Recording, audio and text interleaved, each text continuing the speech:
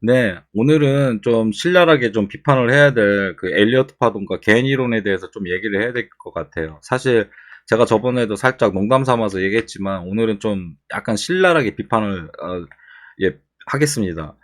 사실 그 지금 화면에 있는 게 엘리어트 파동 이론의 그 파동의 모습을 나타낸 거고요. 하나는 손가락인데 진짜 이거 손가락 맞습니다. 그래서 1번이 엄지손가락이고 3번이 집게손가락이고 그 5번이 가운데 손가락이에요. 가장 고점.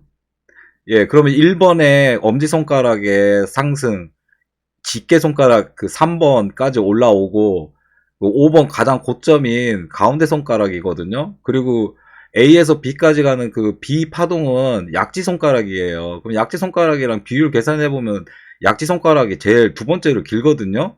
그리고 이제 B에서 C로 가는 거는 그냥 이 새끼손가락이라고 보시면 됩니다. 그래서 이거를 굳이 할 필요가 없어요. 그래서 그 우리 그 트레이더들의 바이블, 예, 성경이라고 할 수 있는 그 시장의 마법사들 시리즈를 보면은 그 성공한 트레이더가 자기 10년 이상 팠는데 그거 갖고 파가지고 한 번도 그렇게 수익을 내본 적이 없었대요. 그래서 다른 방식을 해가지고 이렇게 알고리즘 매매 같은 식으로 해가지고 그때부터 수익이 나가지고 그런 유명한 책에 그 트레이더로서 소개가 된 거거든요. 거기에 그 책에 트레이더로서 소개된다는 것 자체만으로도 실력 검증은 물론이고 엄청난 명예를 가질 수 있는 실력자거든요.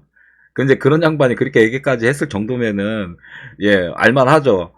그리고 여기서 피보나치에서 나오는 1.618 이거 38.2는 특히 38.2는 저희들 숫자로 계산을 하면 50 플러스 예, 25 하면은 그 저 61.8은 50 플러스 12.5입니다.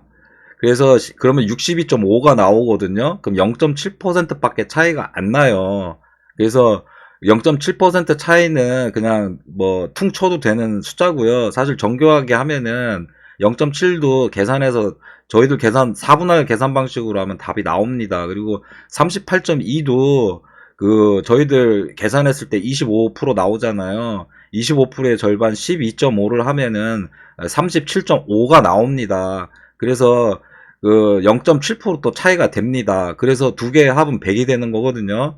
그러니까 어쨌든 간에 그 저희들 계산 방식으로 하나 엘리어트 파동으로 하나 뭐 0.7%밖에 차이는 없지만 이 엘리어트 파동대로 간다는 게 아니고요. 그리고 피보나치를 그 전 세계 소개시켜줬던 분이 그 자기가 잘못 알려줬다. 이 피보나치는 모든 거에 이렇게 통용이 되지 않는다라고 얘기를 분명히 했어요. 그래서 자기가 처음에는 그런 줄 알고 홍보를 열심히 했는데 나중에 더 연구를 해보니까 피보나치는 모든 것에 통용되는 것이 아니더라라고 얘기를 했기 때문에 피보나치는 굳이 하실 필요가 없고요. 그리고 겐 이론, 예, 각도 이론이죠.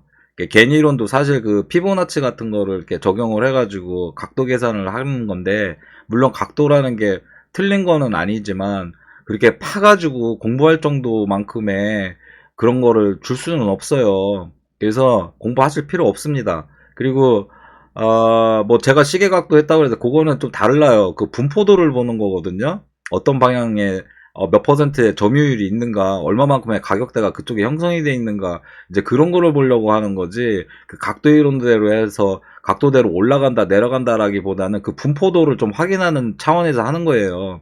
그리고 이 겐 이론 그 아들이 그 겐 차트에 그러니까 아들이 그 자기 아버지에 대해서 묘사를 하는 걸 보면 그 약쟁이라는 말이 나와요. 그러니까 항상 그 자기 강의 기법 팔로 다녀가지고 자기네 집 항상 돈이 없었다. 그래서 그러니까 그렇게 잘 맞는 트레이더라면은 그 기법이라면 굳이 자기가 약팔로 다닐 필요가 없죠. 자기가 뭐 매매해가지고 돈 벌면 되는 거니까.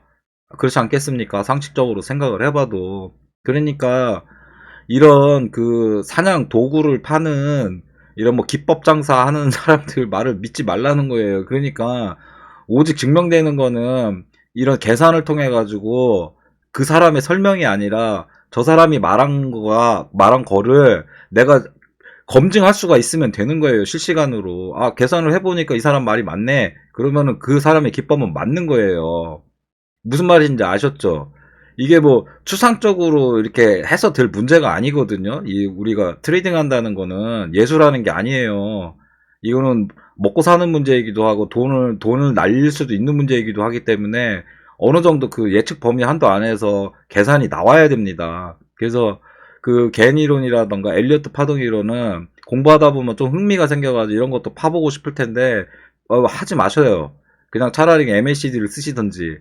예, 뭐 거래량 공부도 뭐 하면 좋을 수도 있는데 거래량 굳이 그렇게 막 필요하진 않거든요. 거래량 같은 경우는 사실 그 단타나 아니면은 뭐 며칠 하는 입장에서는 그렇게 필요가 없어요. 장기적인 포지션을 가지고 갈 때 이게 매집과 축적이라는 부분에서 거래량이 필요한 거거든요. 물론 뭐 순간적으로 가격이 올라가려면 거래량이 터지는 거는 맞죠. 거래량을 동반해 가지고 가격 상승하는 거는 맞는데 반드시 그런 거는 아니에요. 가격이 올라간다는 것 자체가. 그러니까 이제 거래량이 있으면 좋긴 한데 참고할 수 있고 그래서 좋긴 한데 뭐 꼭 그거를 너무 맹신하지는 말라는 거예요. 저희들 트레이더 입장에서는 가격이 제일 중요하거든요. 가격이 올라가느냐 내려가느냐가 제일 중요한 거고 거래량 같은 거는 OHLC 그러니까 우리가 시가, 종가, 고가, 저가 이게 가장 중요한 거고요. 거래량은 그냥 부수적으로 딸려오는 개념입니다. 그러니까 거래량을 뭐 잘 보시는 분들은 모르겠지만은 저는 거래량을 포렉스 하면서도 거래량은 참조를 안 했었어요. 그러니까 그거는 거래량은 그냥 옵션의 문제일 뿐이지 필수는 아니라는 거예요. 그러니까 여러분들은 기본적으로 내가 차트 분석을 해서 이런 4분할이나 중심선을 걷고 그러니까 레인지를 구해가지고서 가격의 구조를 먼저 살펴보고 이게 비트코인 같은 경우는 100K, 110K니까 27.5K라고 했잖아요. 그냥 뭐 대략 27K로 움직인다. 이런 개념에서 좀 생각을 해가지고 그걸 4분할 하던가 절반 뛰기를 하던가 55K가 원래 그 절반이죠. 거기에 55K의 절반이니까 27.5인가 뭐 아까 그렇게 가격이 나왔죠. 그래서 그런 단위로 움직인다라는 거를 알면은 충분하고요. 그리고 EMA 같은 거 360이나 이런 걸 본다는 거는 그날그날에 우리가 추세를 파악을 하고 그 가장 힘이 강한 거는 월봉이죠. 당연히 월봉이고 주봉이고 그다음에 일봉 그다음에 이제 시간대가 낮을수록 그 영향력은 줄어드는 거는 사실이죠. 그러나 그 천리길도 한 걸음부터라고 발자국 하나하나가 모여가지고 어떤 방향성을 나타내는 게 맞거든요. 그러니까 그리고 특히나 요즘 같은 시대에는 그 굉장히 짧은 구간에서 변동성이 엄청나게 터진다라는 말이죠. 요즘은 왜 그러냐면은 과거에는 그 객장에 가가지고서 주식장 그 시장에 가가지고 전화를 하든지 아니면은 그 주식 전광판을 보면서 주문을 하던 시대였기 때문에 모든 게 느렸단 말이죠. 근데 지금은 핸드폰 갖고 앉아가지고서 매매하는 시대이기 때문에 그 1분에서도 변동성이 엄청 터져 나온다는 말이죠. 그러니까 과거에 패트 차턴이 맞는 것도 있지만 안 맞아 가는 이유가 그런 이유라는 거예요. 과거에는 시간이 느리게 갔고 지금은 시간이 빠르게 가고 있단 말이죠. 그래서 그 새로운 파생 상품 같은 것들이 막 나오는 거잖아요. 그러니까 여러분들은 공부를 하실 때 과거의 기법에서는 고전은 고전인 뿐입니다. 그러니까 고전에서 우리가 어떤 인사이트를 발견하는 거지 그 고전이 지금 시대에 다 적용되는 건 아니라는 말이죠. 그러니까 한복이 좋지만 한복을 누가 지금 입고 다닙니까? 특별한 날만 입는 거지. 그런 식 개념으로 생각을 하셔가지고 과거의 기술을 현재에 접목시키는 것을 연구를 하셔야 되는 거예요. 그러니까 이 엘리어트 파동이라는 것도 과거에 이렇게 생각을 해서 이런 게 맞아 떨어졌다면 이걸 응용해가지고 현재 시점에서는 어떻게 응용을 할 수 있을까 이런 쪽으로 연구를 하신다고 그러면 모를까 저거를 맹신해서 나의 기법으로 쓰겠다고 하시면은 절대 안 되는 겁니다.